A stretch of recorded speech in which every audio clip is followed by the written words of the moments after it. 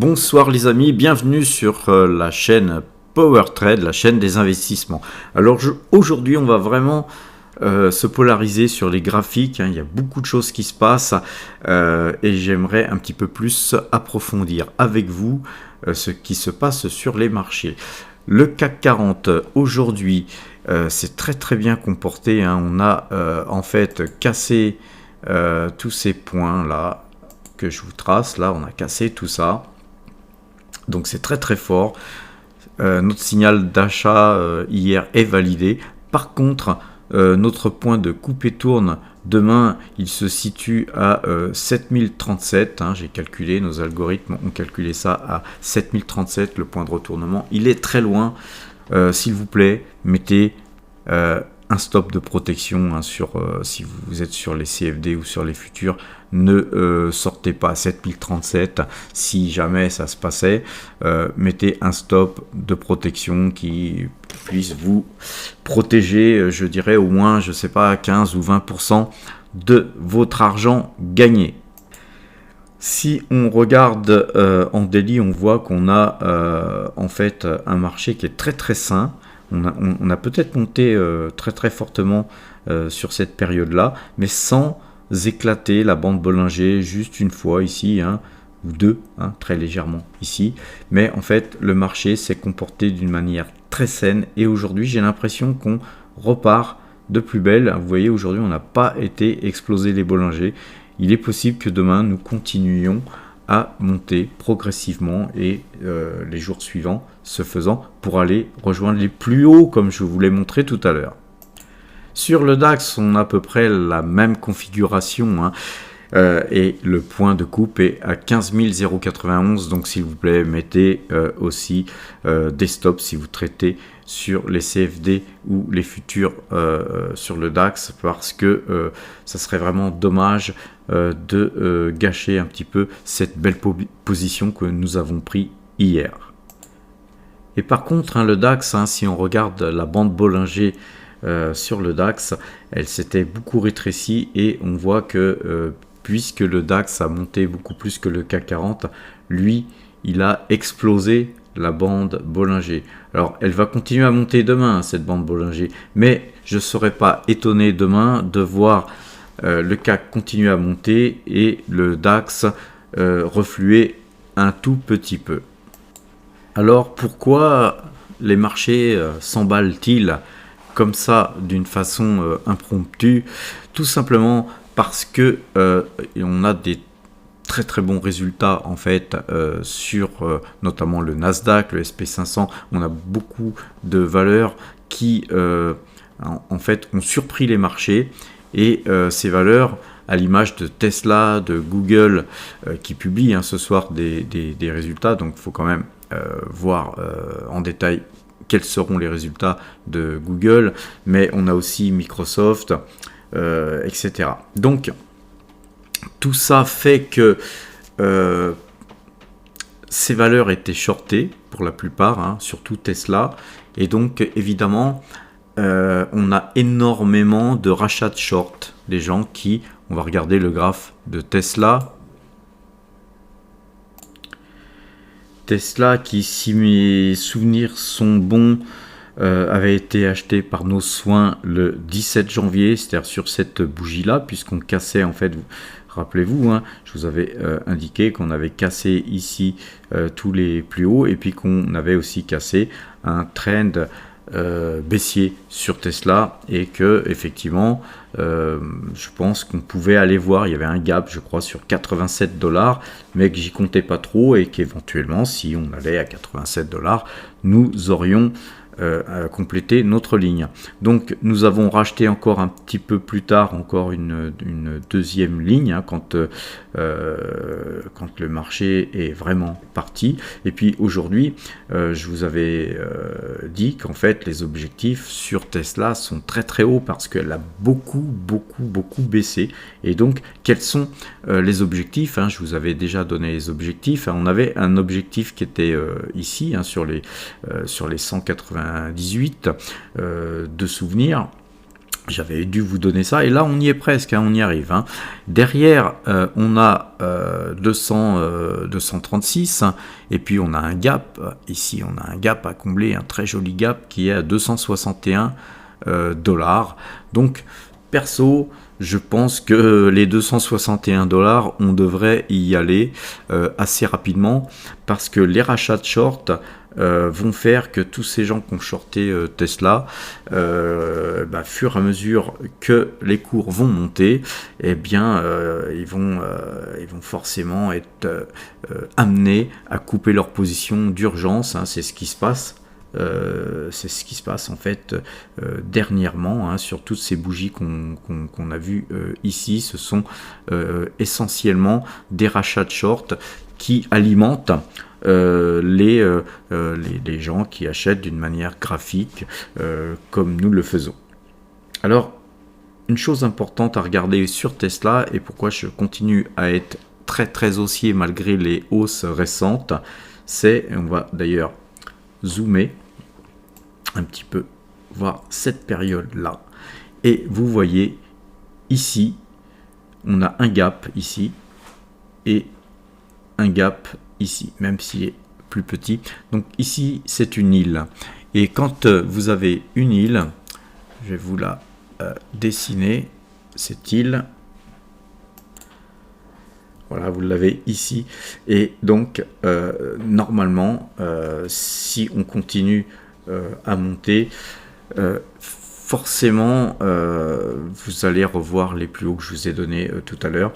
Ce genre de figure, quand on voit une île sur un graphique, c'est très haussier. Regardons néanmoins les Bollinger. On voit qu'on a explosé les Bollinger.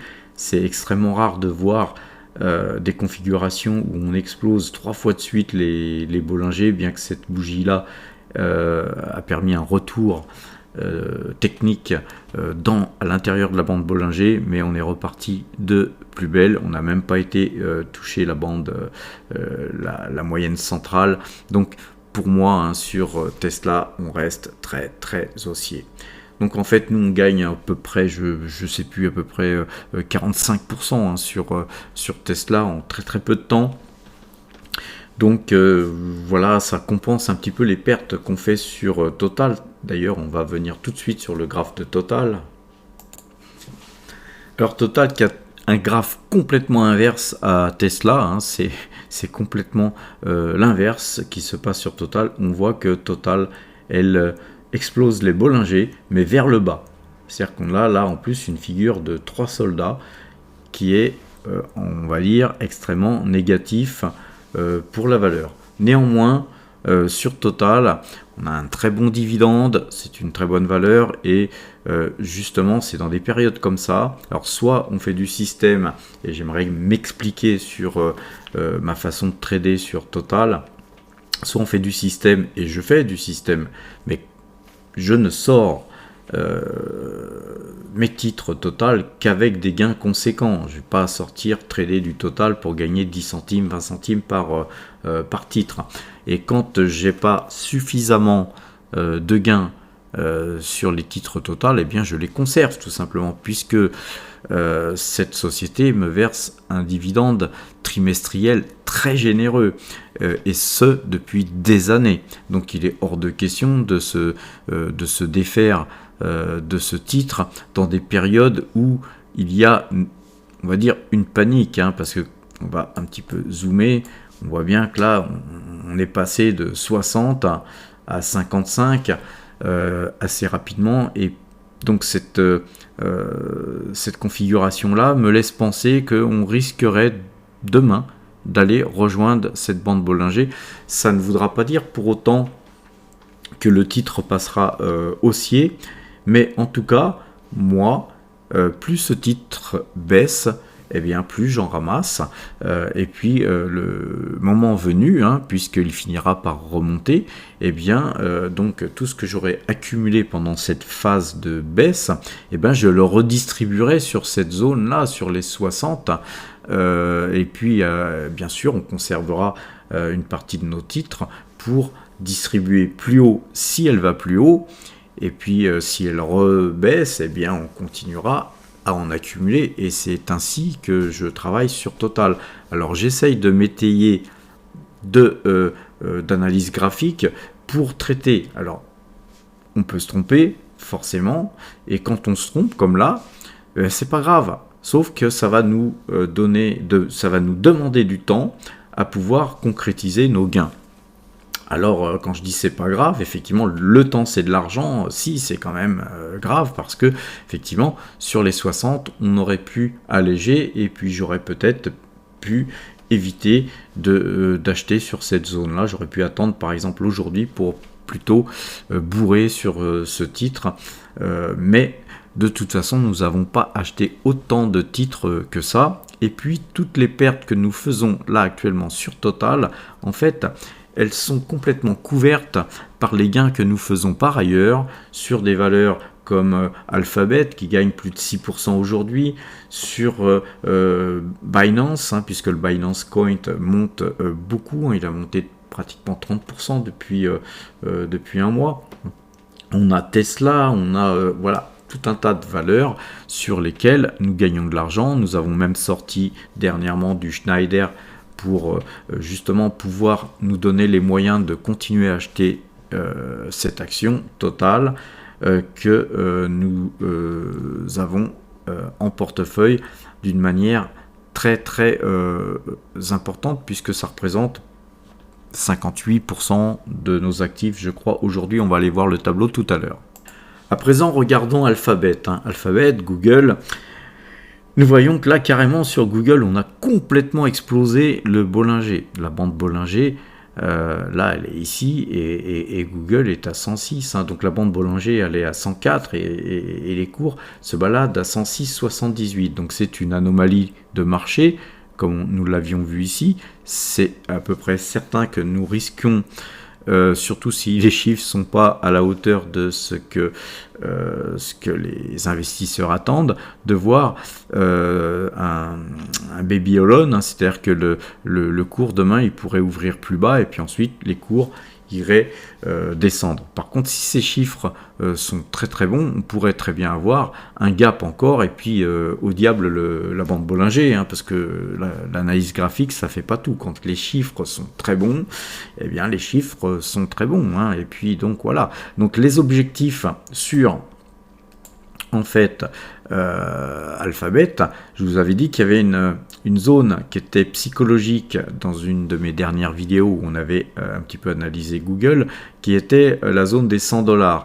Eh bien on l'a complètement passé cette zone, et avec un gap, c'est-à-dire que là on se pose plus de questions à revenir sur cette zone de 100$. Là aujourd'hui les investisseurs ont en ligne de mire ce point là-haut qui est en fait 121, 122 $.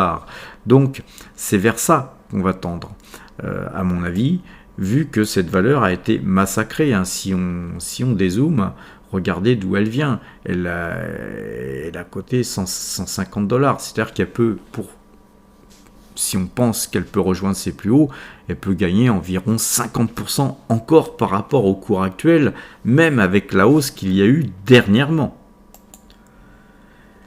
Alors Microsoft, à présent regardons Microsoft. Microsoft a un graphe un peu plus sage que Tesla, c'est sûr.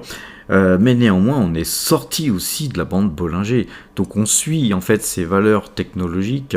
Elles montent toutes. Et l'objectif sur Microsoft, c'est quand même, dans un premier temps, les 293$. Moi, ce qui me plaît dans cette valeur, on a acheté un peu plus de Microsoft que de Tesla ou de Google, tout simplement parce que cette valeur verse un dividende. Et le dividende, c'est quelque chose qui, pour moi, est important. Alors, si on dézoome, on voit que les objectifs peuvent aller jusqu'à 293$ dans un premier temps, ensuite 318$, et puis ensuite on a forcément les plus hauts qui se situent sur les 350$. Donc imaginez qu'il y a encore du chemin à faire. Alors regardons à présent un petit peu le S&P 500. Et sur le S&P 500, comme vous le savez, si vous me suivez, je me suis positionné sur le S&P 500 en essayant un petit peu comme Total de faire du trading dessus, et puis quand on n'a pas de gain, on conservera sur du long terme. De toute façon, c'est une façon aussi de diversifier. Alors, la bougie du S&P 500, là, il est 20h45. On voit qu'elle est complètement sortie de la bande Bollinger, et d'ailleurs elle a été beaucoup plus haut, et les opérateurs se rendent compte que peut-être que ça a été un petit peu trop vite, et donc il y a beaucoup de prises de bénéfices qui sont prises depuis quelques temps. Alors est-ce que d'ici là à l'instant jusqu'à la clôture le marché va se reprendre, ou est-ce qu'on reviendra en deçà de la bande Bollinger? Nous verrons bien. Nous verrons bien. C'est pas si important que ça. Par contre, j'aimerais, si possible, que cette bougie ne finisse pas comme ça, parce que bon, moi j'appelle ça l'épée du diable, et une épée du diable en général, c'est une figure de retournement. C'est une sorte de doji avec une longue queue. Donc j'ai appris ça avec un trader hongkongais. Une épée du diable, c'est pas bon du tout. Alors on a encore 1h15 pour voir cette bougie se modifier. Ça m'étonnerait grandement qu'on ait dans 1h15 exactement les mêmes cours qu'on a là devant les yeux à l'instant même. Alors jetons un petit coup d'œil du côté de Metastock pour regarder où est notre point de retournement. Nos algorithmes ont calculé un point à 4095. Donc à 4095, le SP500 repasserait vendeur. Alors les amis, dans un marché pareil, nous n'avons pas fait grand chose, et nous avons même à contre-courant, puisque souvent quand c'est comme ça, moi j'aime bien être contrarien. Et donc nous avons acheté 38 Total Energy. Nous avons uniquement acheté 38 Total Energy. Et ces actions ont été achetées à 55,09 €. Alors d'ailleurs, on voit sur notre fichier Excel que aujourd'hui nous avons 8058 Total Energy, ce qui représente 57,57% du total de nos actifs. Alors, notre résultat, il est de 3,28% depuis le début de l'année. Nous totalisons donc un gain de 24 545 €.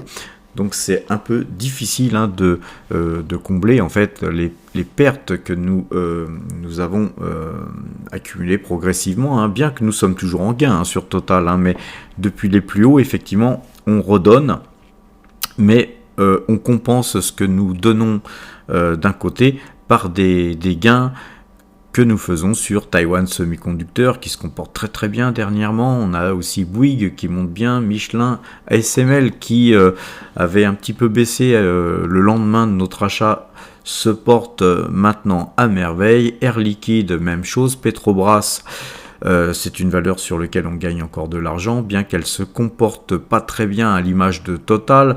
Coca-Cola, SEB, Microsoft, tous les trackers qu'on a sur le S&P 500 se portent très très bien. Nos cryptos, Tesla, Veolia, enfin bref, Alphabet et pratiquement toutes les autres valeurs, comme L'Oréal, qui avait quand même pas mal baissé. L'Oréal aujourd'hui, je me disais tiens, on va peut-être pouvoir en acheter encore plus bas. Eh bien non, elle a remonté en clôture. Donc on a un portefeuille qui est bien diversifié, qui se comporte bien. On est peut-être beaucoup exposé sur Total, mais vous verrez qu'à un moment donné, eh bien, on va alléger sur Total, on redonnera et on prendra des bénéfices. Et voilà, moi, mon idée première, c'était en fait de voir Total monter sur les 63 ou 66 €, d'alléger sur Total pour se replacer sur des valeurs que nous avons là, que vous voyez en portefeuille, et puis ensuite refaire un deuxième tour à la hausse, mais ça s'est pas passé comme ça. Donc puisque ça se passe pas comme ça, nous avons vendu quelques valeurs pour pouvoir se repositionner sur les valeurs les plus solides et celles qui avaient baissé plus que les autres, et donc effectivement ce qui nous permet de rebondir sur par exemple Michelin, Bouygues et tout ça.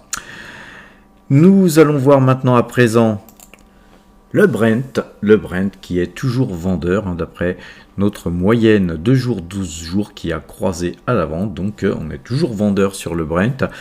Et malheureusement, effectivement, cette chute du Brent nuit à nos actions totales, mais de l'autre côté, dans tout malheur un bien, ça nous permettra très certainement de racheter encore quelques titres Total à bon compte. Alors, regardons un petit peu le compteur à pépette. Sur le CAC 40, nous gagnons donc 66 points sur le trade que nous avions initialisé hier à 7100 points. Donc ce trade pour l'instant gagnant, toujours en pause, fait que nous avons 24 trades gagnants pour 24 trades perdants depuis le 1er juin 2022. Et depuis cette date, nous totalisons 1845 points. Concernant le DAX, nous avons aussi 9 trades gagnants pour 9 trades perdants, mais par contre depuis le 24/10/2022. Avec un total de 2447 points depuis le 24/10/2022, ce trade en cours nous fait gagner 354 points, donc je vous encourage encore une fois aussi bien sur le CAC 40 que sur le DAX et surtout sur le DAX à mettre des stops pour protéger vos gains. Comme vous le voyez, le DAX nous en a fait voir de toutes les couleurs, puisque nous avions eu 4 trades vraiment perdants, rouge vif, mais vous voyez que simplement ce trade là nous fait regagner quasiment tout ce qui a été gagné, tout ce qui a été perdu, plutôt ces 4 derniers trades. Donc ce qui tend à prouver encore une fois qu'il faut être patient et qu'il faut savoir tenir ses positions et qu'il faut savoir prendre ses pertes. On prend ses pertes, et puis à un moment donné, forcément, quand on a un bon trade, eh bien on ne va pas se contenter de tout petit gain. D'où l'intérêt de travailler avec un système, je vous le rappelle, et de ne pas en déroger. Passons au S&P 500. Le S&P 500 nous fait gagner 186 points depuis le 2 décembre. Un trade gagnant, là, aujourd'hui, qui a été initialisé le 30 janvier. Ce trade gagnant nous fait gagner 148 points et donc, effectivement, le marché pourrait effectivement se retourner. Nous verrons demain si tel était le cas. Alors le Brent, lui, il nous fait gagner 3,64 pips depuis le 30 janvier, où le Brent était passé vendeur à 85,74. Nous avons 5 trades gagnants pour 2 trades perdants. Et au total, depuis le 2 décembre 2022, ce système nous fait gagner 8,62 pips. Alors les amis, sur ces bonnes paroles, je vais vous souhaiter une bonne fin de soirée. Soyez très prudents, mettez des stops encore une fois pour ceux qui font des CFD ou des futurs. Après, sur les marchés actions, ayez des stratégies, c'est important d'avoir des stratégies et de s'y tenir. Alors à demain, si vous le voulez bien.